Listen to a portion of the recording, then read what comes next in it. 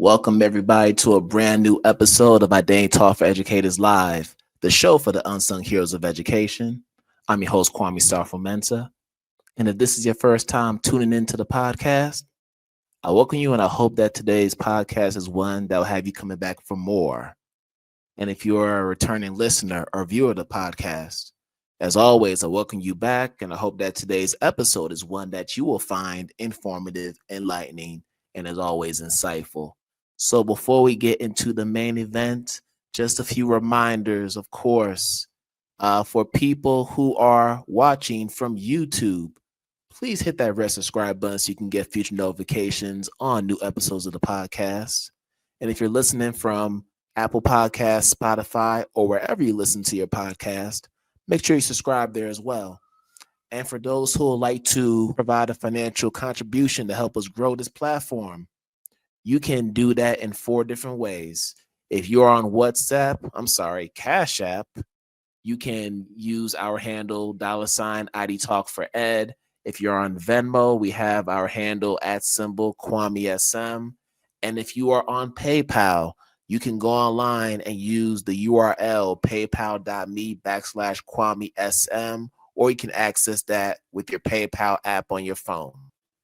And then finally, we have made a transition from Patreon to our company website, and we are starting our new exclusive membership space called the Forum, and it's going to function in the same way that our Patreon page function, where there's going to be some behind the scenes footage of the podcast, some other perks such as access to early episodes, some bonus episodes that the viewing public will not be able to see, only those who are members of the Forum. There'll be spaces for community discussions, there'll be monthly lives, and many other perks that come with that. So if you want to learn more about the Forum, our new exclusive membership space for our IDTALK community, make sure you go to our website at IDTALK4EDucators.com. And that's also where you'll be able to find future and past episodes of the podcast if you need to catch up. And then for my people who love to read, just a reminder that my book, Learning to Relearn, is still out. And great news, it just won an Emcee Award gold medal for best education commentary / theory book. So this is one of many awards ceremonies, and there are many more that come in the next few weeks. So hopefully there'll be more to celebrate. But I just want to take this time to thank everybody who has purchased a copy of the book, anybody who has spread the word about the book in their respective circles, anybody who's taken a selfie of the book, who has led a book club for the book in their school community. Thank you, thank you, thank you. All that means something to me. All that matters in the end. And that's what allows the community to grow, especially as the book continues to make its round around different parts of the globe. So I thank you all for the continuous support. And for those who may not have a copy yet, you can purchase a copy anywhere where they sell books online. But the best place to go is directly to my publisher, Stenhouse or Routledge, either one, or you can go to Barnes & Noble's, Amazon, anywhere where they purchase books. And then we have our website for Learn to Relearn to learn more about the book. That's going to be learning2relearn.com, and that's a numeral 2 in the middle. So make sure you all go over there to check out more information about the book. And thank you again for the support.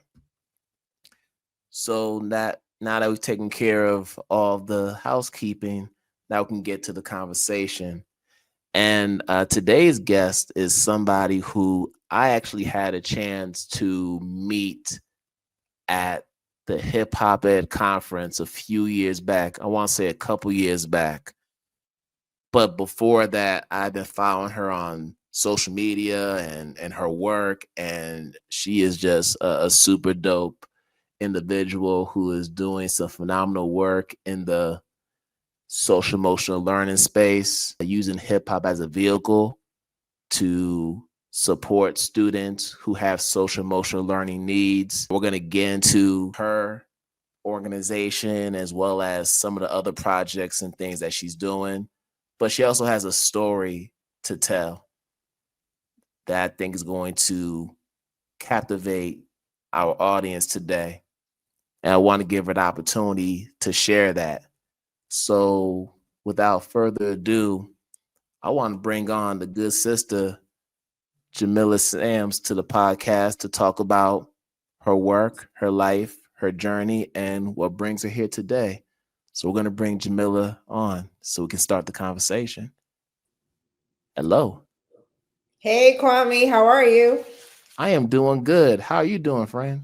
I'm great. Thanks for having me, and congrats again on all the success of Learning to Relearn. I Yes. love it. It's a great read. I'm looking forward to doing it with some of the educators that we work with. We do it for the culture. So, Jess, I want to make sure that you get your flowers up front, brother. So, thank you so much for that.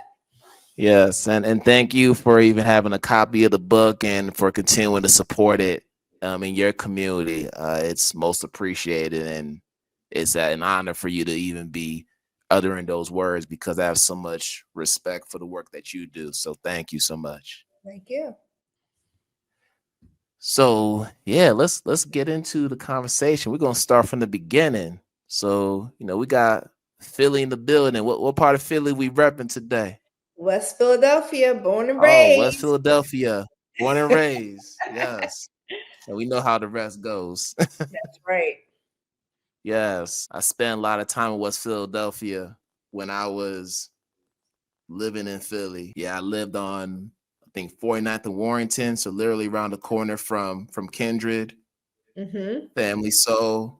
Yep. Yep. And then I ended up moving to 45th and Sansom for Okay. some time, had an apartment there. And then once I met my girlfriend, now my wife, I Mm-hmm. moved down to her place on 45th and Osage. So we were Okay. always in that area, right around Baltimore Ave, Clark Park area. So Yeah. yeah, Philly, History. a lot of Your history there, a lot of yeah. history in that area, particularly with the Move Nine and other Mm-hmm. events that have taken place. So yeah, Philly's a special place for me. Mm-hmm. Second home. Love my time there. Yeah, it's definitely a special place, especially for hip hop culture.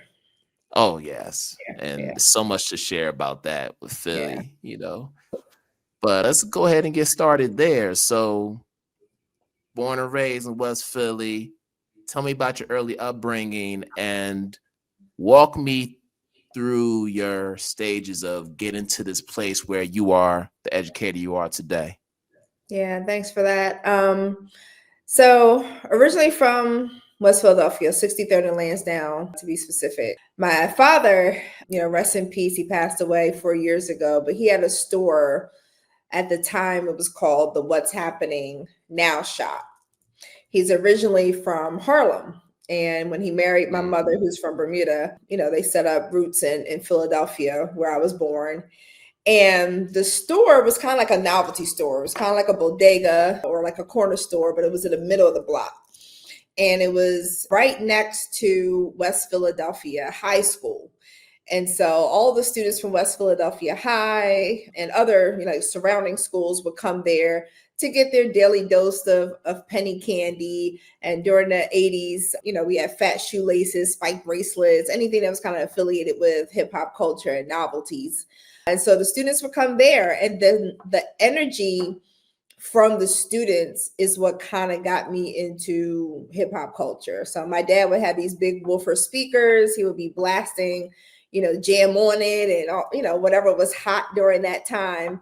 And the students would come in, but they were coming in obviously to buy candy and other, novelties, but they really wanted to connect with my dad and his team at the store. Like, he would talk to them about entrepreneurship and, just the culture and educating them about, people that came before them and the importance of education. So he was kind of like a mentor in the community. And at the time, I was about 7 or 8 years old, working in the store, especially during the summers, working behind the counter.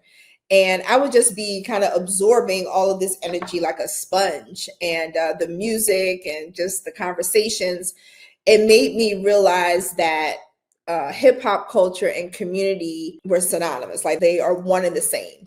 And just growing up around that environment helped to kind of shape my pathway as an educator, because I noticed that he was using the culture in order to build community with the young people and those connections.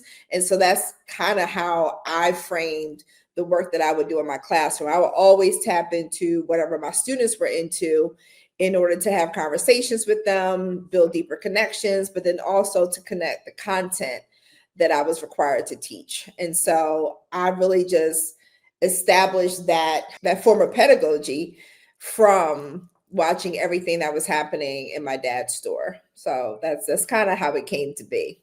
The seed was planted at a very early age. Awesome. That's super dope. And we'll talk more about those early roots of hip hop culture, particularly in Philly, because there's some deep roots there. Yeah. No pun intended. But I want to talk to you about just your schooling. So growing up in West Philly and going through school, what were some of the challenges, if any, that you may have had in terms of embracing your full identity? But because from what it sounds like you had a pretty positive self-image about who you were because of your father's influence and your mom's influence and just the community you were in. But I'm wondering if there were some other forces that were trying to counteract a lot of the positive things that were taking place during that time. Yeah, absolutely. So although I was born in West Philadelphia and started my education in West Philadelphia, midway through that process, my family moved. So we moved from 63rd and Lansdowne to an area outside of West Philadelphia called Lansdowne. So they were like the suburbs of West Philadelphia. Yep. And that is where I had a very interesting cultural shift. I went from, again, just being surrounded by students and kids in the community that looked like me, right? We were all into the same things. And then my mother is actually from Bermuda. And so during the summer, we would actually go, my brothers and I would go to Bermuda and go there for summer camp. And then this particular summer, when they came back, we weren't going to our house in West Philadelphia after they picked me up from the airport. And I'm like, well, where are we going? And so then I found out that my parents had moved. And, I got mad with them. So I'm like, not going to let a sister know. We just moving. So we moved to Lansdowne, Pennsylvania, because my dad just wanted a better education for us. And this was an area at the time it was not as diverse as it is now. So it was a predominantly white neighborhood. When I would walk up the street, we didn't have corner stores. We now had a Wawa. So when I would walk up the street to the Wawa, I literally had to step over like swastikas that were spray painted in the sidewalk. And so it was a huge cultural shift for me. The fact that I went from, again, being around students that looked like me to being in a school where I saw students that looked like me, but then what I didn't realize was that at the end of the school day, when I was getting picked up by my family, everybody else was getting on the yellow school bus and going in another direction. And so I'm looking at all the Black and brown students going in another direction. I'm asking my dad, well, where are they going? And can we go where they're going? Because I don't see any of them in my community. And he shared it with me that they were being bussed in. And so that was kind of my first experience with busing. I didn't know what busing was. And so that was an identity shift for me. Like, who am I now that I'm in this, diverse community? And the area that we were in Lansdowne, had the appearance of being more affluent. And so being the only Black girl in my neighborhood now, that also gave me a lot of inner conflict. Like, who am I and why am I not with them? And all these questions that I had at a really young age. And then to be a Black girl with a different upbringing from my friends. Like I said, my mother was Bermudian or is Bermudian. And so her upbringing is very much centered in British culture. And so I laugh about it now, but it wasn't funny when I was going to school. She used to dress me in kilts because a lot of the students in Bermuda wore kilts. and these itchy Irish wool sweaters. And I hated it because everyone else is coming in like, jeans and sneakers. And here I am in my coat. And so for me, identity just kept shifting, like going from West Philadelphia to now predominantly area to then trying to blend in with the cool kids in school. There were a lot of times that I questioned, like, well, who am I? Right. And in what space do I feel the most comfort? But because I went to a very diverse elementary school and middle school and high school, I had this opportunity to just, be in conversation with, people from all different backgrounds, but still trying to figure out kind of who I was. And so lots of different intersections of identity came into play, during my formative educational years. So when you were in Lansdowne and you're looking at different universities and you ultimately decide, I want to go to HBCU, and more specifically Lincoln, was a major reason for that move because you want to make up for lost time, not being around Black people? You wanted to be like, all right, I need to be in this space. And I'm only asking this because I was in a predominantly white school growing up in Connecticut, and I wanted to be in a Black space where I could get away from that and be around people who look like me. So that's how I end up at Temple. That's how I end up at Philly, in Philly. So that was my story. So I'm wondering if there was a similar thought process for you when you were looking at schools. Yeah, somewhat. I applied to all HBCUs, and I have to credit that to The Cosby Show and A Different World. Like, so my dad and my parents, both of them were very strict when it came to our education. So we weren't allowed to watch TV Monday through Thursday. The only two shows we were allowed to watch were The Cosby Show and A Different World. So I looked forward to Thursday like nobody's business. Like, oh, it's almost here. I get to watch TV. And seeing the images of, Bill Cosby wearing different HBCU sweatshirts and, all the different storylines on A Different World, that is what actually prompted me to apply to all HBCUs. And I ended up choosing Lincoln University, which being the first, HBCU to be degree granting. And I'm excited to go to Ghana this summer and go to the Kwame Nkrumah Museum. And, so it just comes full circle. But Lincoln was transformational to me because I'm still thinking that as a young Black person, I'm living in this monolith, right? Like I still had kind of one definition of what it was to be a Black, a young Black woman, right? And then I go to Lincoln and I'm in, community with, young Black women from all over the world. And that really helped me to kind of open my eyes and just see just how dynamic we are, and to hear the different stories, the different cultures. That was my first experience with go-go, right? Like just all these different subcultures that I experienced in college kind of just shaped, who I am today. And so I am eternally grateful for the Lincoln University experience. Hey, educators, change makers, and champions for equity. If you care about diversifying our educator workforce and building schools where every student belongs, you need to know about the Pennsylvania Educator Diversity Consortium, better known as PEDC. PEDC is a statewide coalition of educators, advocates, and institutions working to increase educator diversity and embed culturally relevant and sustaining education across Pennsylvania and beyond. From June 24th to 26th, they're hosting their annual virtual summit, 3 days of community, truth-telling, and action. This year's keynote speakers include Dr. Pedro Noguera, and you'll have access to 40 powerful sessions led by educators, students, and leaders from across the country. It's free, it's open to everyone, teachers, school leaders, researchers, advocates, and students alike.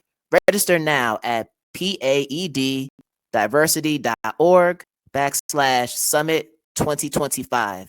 and be part of a movement that's transforming education through solidarity. Please reach out if you have any questions or need more information. Oh, that's awesome. That's awesome. And then just tell me a little bit more about how that experience really shaped your development as an educator. All those experiences you just mentioned about being exposed to different subcultures of the African diaspora, being able to be around people, Black people from all different socioeconomic classes and all different walks of life. Like, how did that help shape you? Yeah, I think what Lincoln did was really open my third eye. Like, it helped me to really see beyond that curtain of society. And I had some dynamic professors. Rest in peace, Dr. Judith Thomas. She was the department head for the education department at Lincoln University when we had it on the undergraduate level. And she just, and not just her, but all the professors there, they just held us to really high expectations, and they reinforced who we are as African people, right? Like, because, you know, we talk, oh, we're Black American. Like, no, we are African people who just happen to be living in America. And so that narrative shifted the way I looked at everything. So, you know, to read about authors like Bell Hooks and, you know, Dr. Jawanza Kunjufu, and just looking at education. Oh, God rest his soul. Rest in peace, Lord. I just got chills. But their work, just all the different authors and scholars that I was exposed to, just helped to take my desire to be an educator to a whole nother level. And so I started to look at education as a tool for liberation. Like, this is what education is supposed to do, not just help us to reach a certain status, but it should really be used as a tool for liberation. And so that is kind of how it shifted my philosophy of education, and just the urgency of education, especially in our community. For sure. So you go through your experience at Lincoln, you eventually graduate from there. And actually, before I ask you this question, I just realized, I wonder if you know somebody. This is a brother who was actually an early mentor of mine when I was in Philly. You know Bertram Lawson? I do know Bert. You know Bert? I do know Bert. So I have a quick Bert story. So when I first, first, Bert, you listening? yeah. So actually, when I first moved to Philly and I was at Temple, I started a work study job at the Columbia North YMCA at Broad and Master. And at the time, Bert was the director for the after school program. Yep. So he was a guy who ended up hiring me. Wow. And so I started working there as a mentor, tutor, would be there a few hours a day. And then I'd go back on campus and do what I do as a student. But I ended up staying at that YMCA for the next 4 years. Wow. Eventually started working as a direct employee at the Columbia North YMCA. And at that time, Bert was moving up from after school director. Then he eventually became, I think, maybe an executive director, but he just kept moving up the ladder. Yes. But Bert was one of the early guys who really got in my ear, because there was actually a point where they were about to fire me from that YMCA because the kids gave me a run for my money. And I have no control over them. But he was one of the few that was like, nah, you know, you got something. Yeah. You got to stick with it. And so, yeah, so shout out to Bert, man. He was a guy who really instilled that confidence early on. And this is before I even knew I wanted to get into teaching. Nice. And he was always real quiet. He's not loud. He was always like calm. Right. Man of a few words, but whenever he spoke, you always listened. So right. Yeah. Absolutely. Wow. That's a beautiful story. And I just got an invite to his 50th birthday party. So I will make sure when I attend to share that story with him. That'll be a great gift. So you see Bert, tell him I said what up. I definitely will. Yeah. Wow. So him and his son Raekwon, because I actually used to work with Raekwon when he come to the program. So he was like, yay, hi. So now like they all grown now. These kids are all grown. Right. Time flies. Wow, that's a great story. Thank you for that. Yeah. So that's just a little side note. But so you eventually graduate from Lincoln and you start to work. Now, you didn't start out in the traditional K-12 space. You spent some time in like more education adjacent spaces. No, I started off in K-12. Oh, you did? Okay. Yeah. So I went after I graduated Lincoln, Maryland, different districts in Maryland were recruiting hard at Lincoln. So we had a very robust education program on the undergraduate level. We unfortunately no longer have it on the undergrad level. We just have a graduate program. But at the time when Dr. Thomas was the chair, we had a really dynamic education department. And so we had a lot of districts from all over the United States coming to recruit teachers from Lincoln. But we kind of had this mass exodus, a lot of the education majors to Maryland. And so that's how I ended up here in Baltimore. I originally wanted to go to Montgomery County because everyone told me, oh, you got to go to Montgomery County. And then I looked at Montgomery County, I'm like, they literally have everything. Like, no, send me to Baltimore City. I just knew that I felt as though my spirit was telling me, no, I want to go to Baltimore City. Like, I want to go where things are real, really real. And that was the experience that I had. I started teaching in 1997. So I was very young, 21 years old as a teacher. And I just brought all of the consciousness that, I had developed over the years at HBCU and just even my upbringing to the space. And so I was the one, talking to students about like, this is how society sees you, but this is how I see you. And this is how I want you to see yourselves. And, dismantling all of these stereotypes that they were experiencing. And then talk about subcultures, like Baltimore has its own subculture. I'm coming from kind of like the Philly culture, but Baltimore is different. And so, I went into the space thinking, again, kind of that the dangers of a single story, right? Thinking we're all the same still, but not realizing I'm in Baltimore, it's a different culture. So if I'm coming to them with hip hop, they're like, we don't listen to that. We listen to club.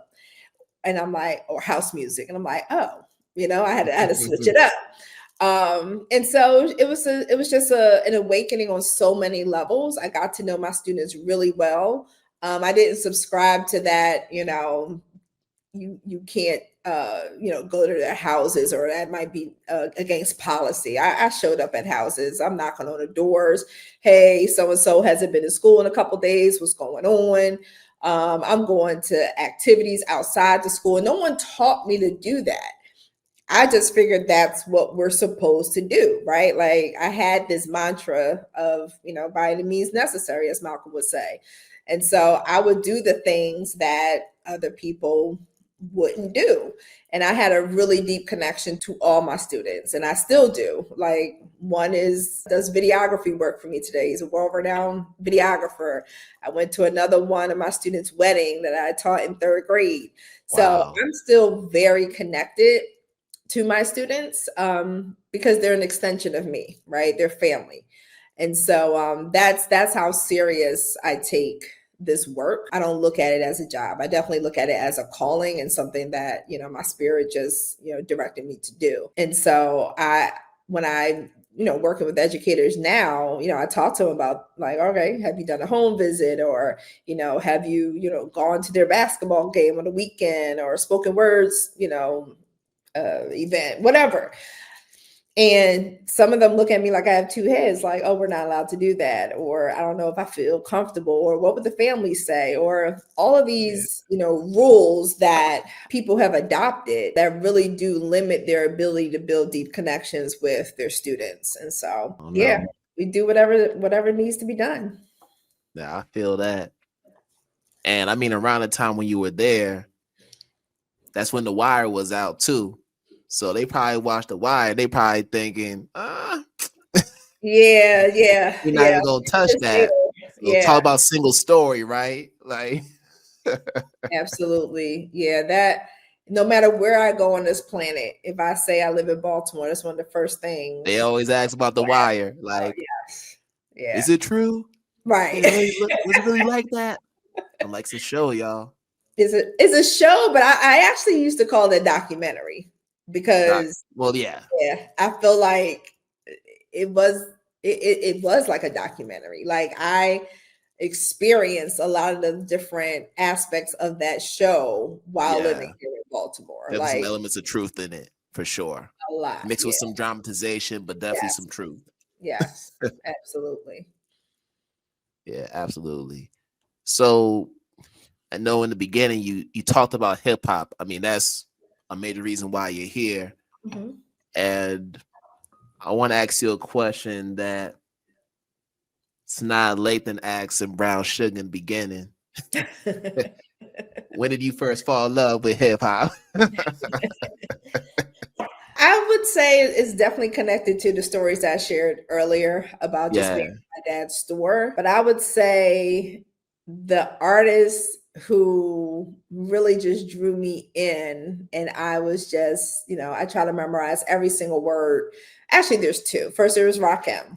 Like I love Rakim. I loved anything that I just love learning. So anything that made me think and anything that I could like visualize. So his stories were just so vivid. I love Rakim. And then I really fell in love from a female or a woman like empowerment lens through Emcee Light. That is my go-to hip hop karaoke.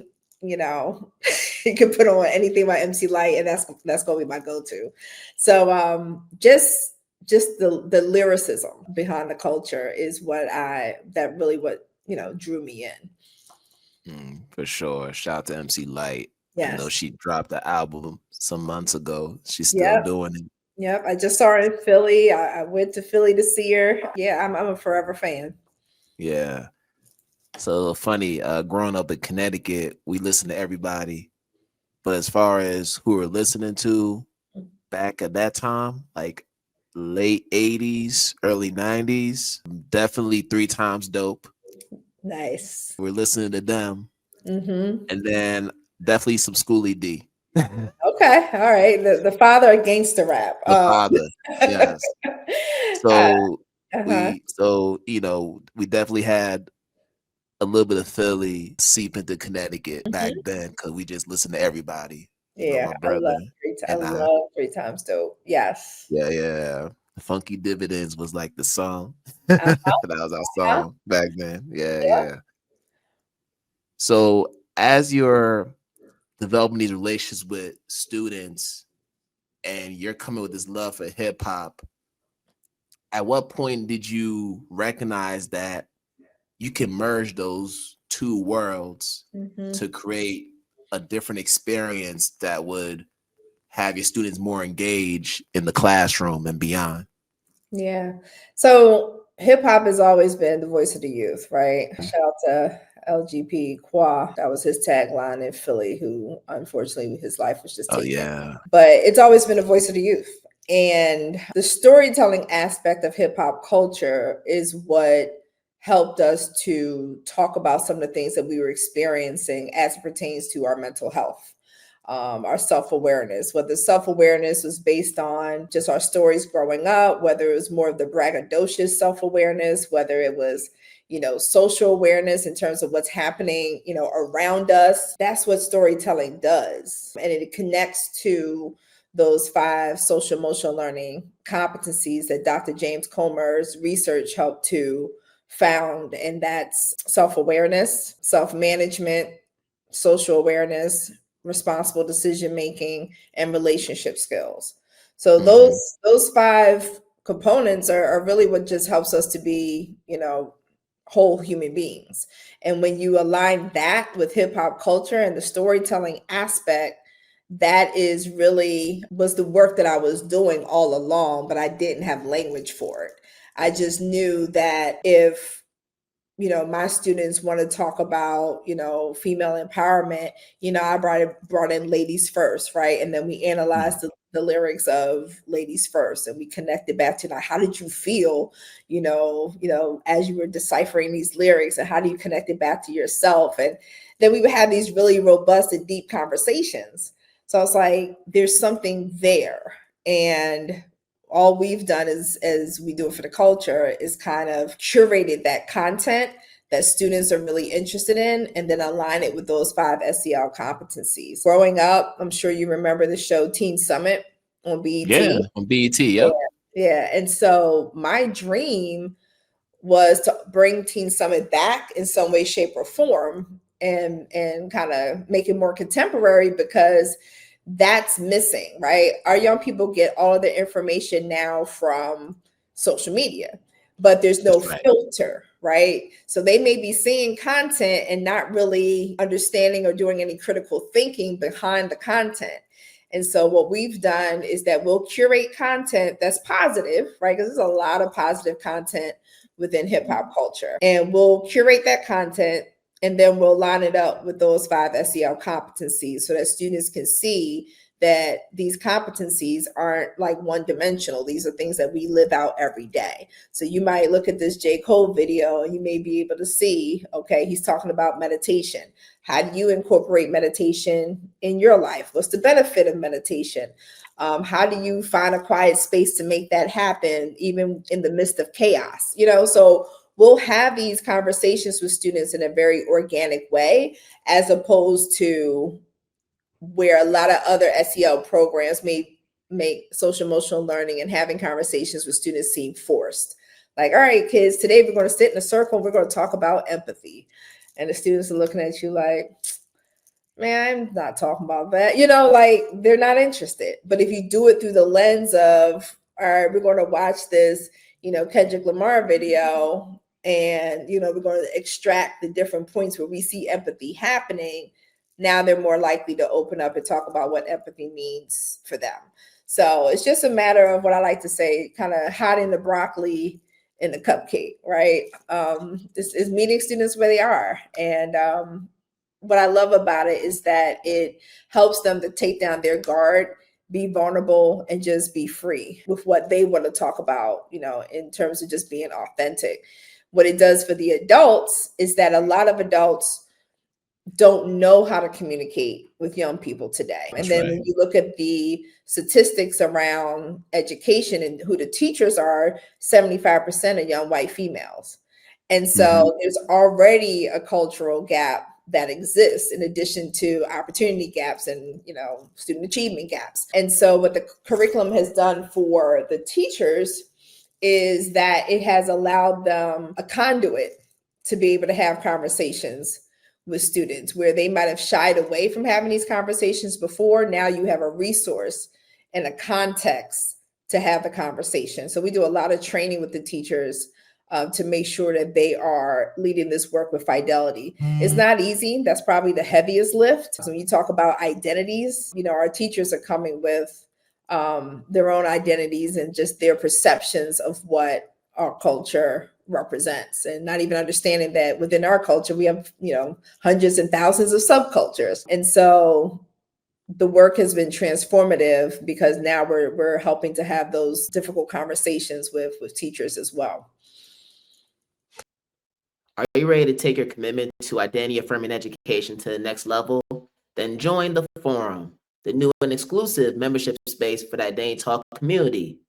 With membership tiers starting at $3 a month, you'll get early access to podcast episodes, bonus content, our Quam's Quotes monthly newsletter, and monthly live Q&A sessions. You'll also unlock discounts on workshops and products, engage in community discussions, access exclusive community and networking opportunities, and even business ad roles during episodes if you're a sponsor level member. Whether you're an ally, advocate, co-conspirator, accomplice, or a sponsor, there's a place for you in the forum. So head over to identitytalk4educators.com/pricing plans /list and join the movement today.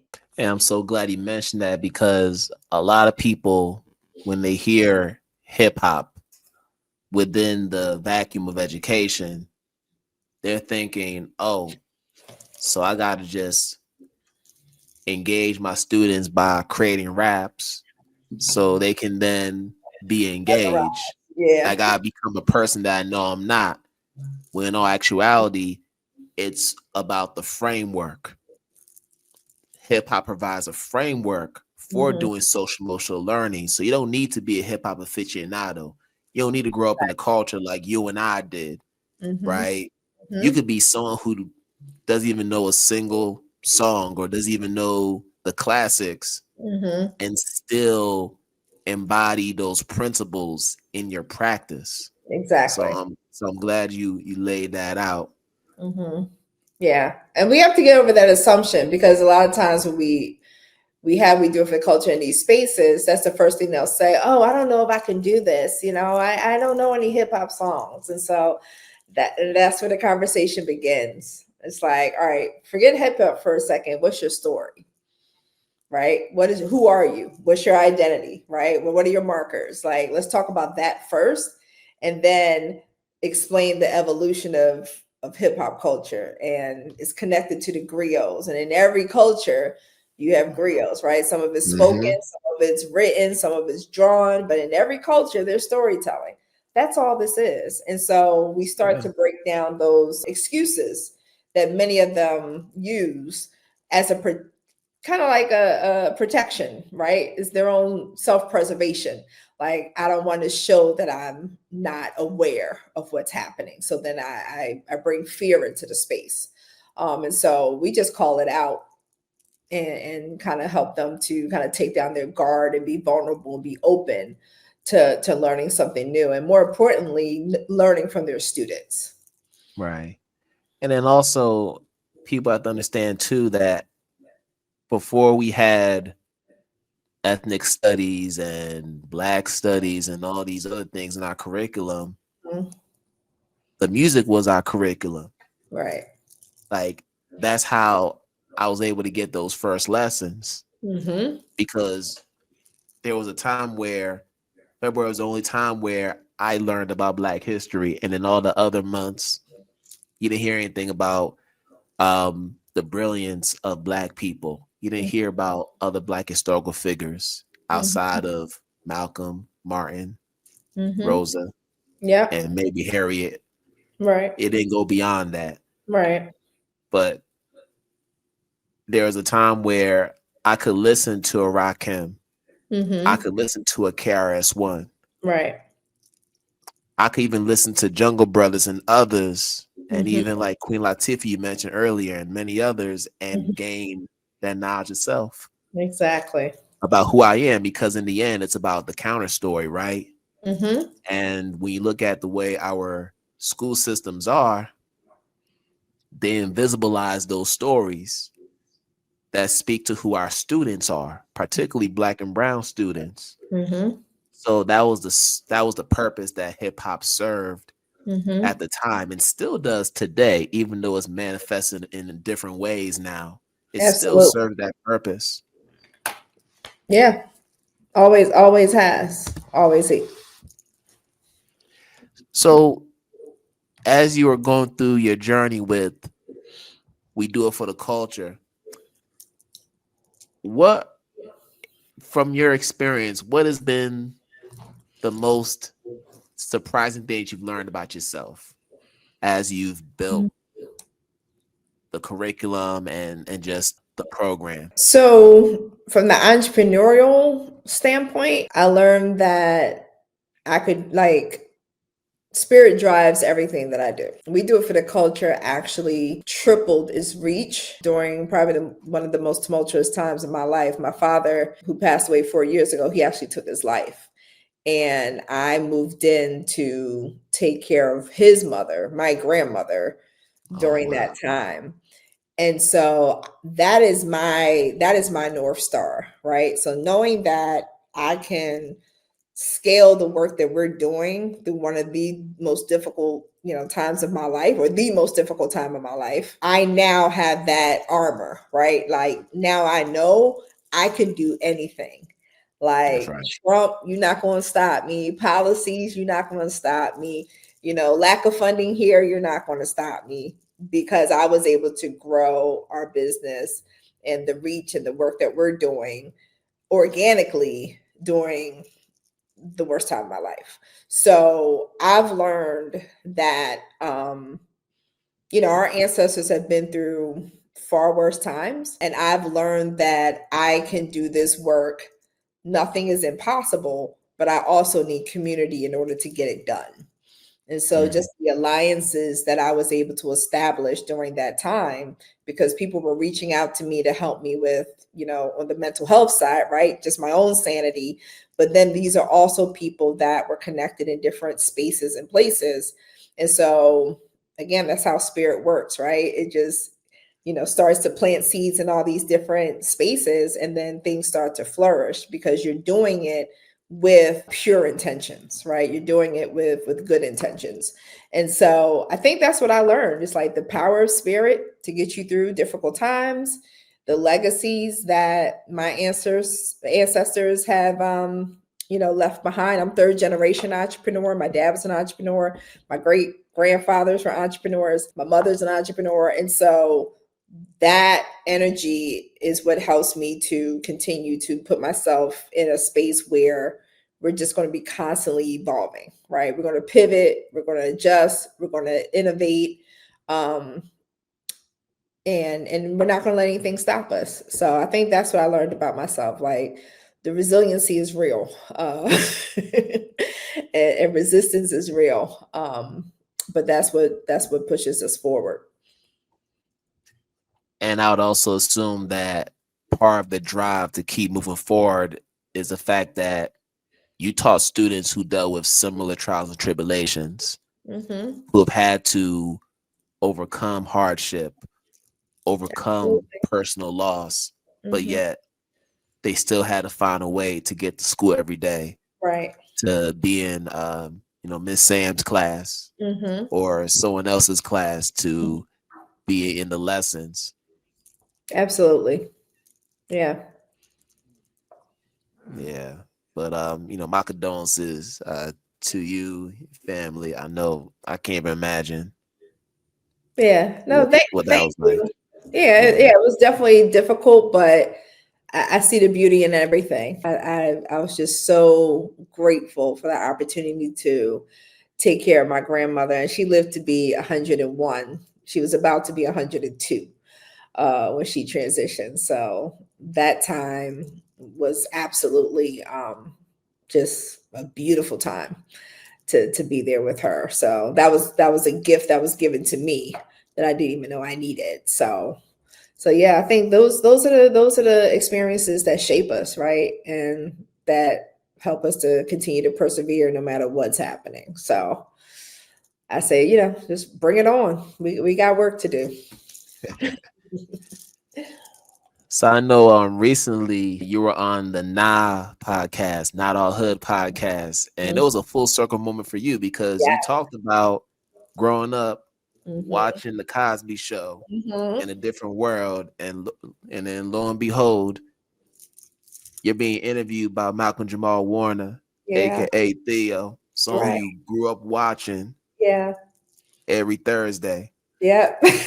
First off, tell me what that experience was like, and how you were able to keep yourself together through that whole interview. Yeah. So again, that was spirit, man. I can't even describe it. Like I'm getting goosebumps now just thinking about it. Right. Malcolm is such a beautiful soul, right? Like, you see one thing on TV, and I was following some of his spoken They don't word. know about his spoken word and just the other artistic endeavors he's been in. Like, they just see him on the screen. Like, he's dope. And it just the whole team. Like, I just felt like I've known the entire Knob podcast team for years. Like, their energy was just so welcoming. And, Malcolm has, ruffled some feathers in the hip hop world, in terms of saying that, thinking that hip hop is dead. And so I love those type of conversations because, I was able to, share with him some artists that he may not have been, that familiar with. I'm like, nah, hip hop's not dead. Check out this joint by Joey Badass, or check out this joint by Corday. Like, so like helping him to see like there's one narrative that society pushes on us, and there's a whole nother narrative that's happening, behind the scenes. And so that was a great conversation to have on the show. And, I shared with him just growing up how much, the Cosby Show meant to me, and just the dynamics of the storylines and how I could relate to some of the storylines. Growing up, people didn't think that the Cosby Show was real. And I'm like, why can't it be real? Like, we forgot where we came from. Like, we're the original doctors. We're the original, lawyers and purveyors of civics. Like, no, this is who we are, right? Personal life stuff that was happening behind the scenes aside, what the show represented is who we always have been. And so, I talked to him about the impact that the imagery had on me growing up. So yeah, definitely one of the highlights of this work was being on the Now podcast. Yeah, that's dope. That's dope. And shout out to them. They're doing some great work. Doing some great work for sure. So I have a couple more questions before we wrap up. This is a fun one. Okay. And it might be one that will be difficult to answer, but let's see how it goes. Imagine that you're back in school now and you had a homeroom teacher. I need you to choose one MC that could be your homeroom teacher for the entire school year. Who would that person be and why? I think I would have to go with Andre 3000. Ooh, good choice. Because I'm not just getting a homeroom teacher, right? I'm getting, someone that studies theater. I'm getting one of the dopest MCs of all time. I'm getting someone that now plays the flute.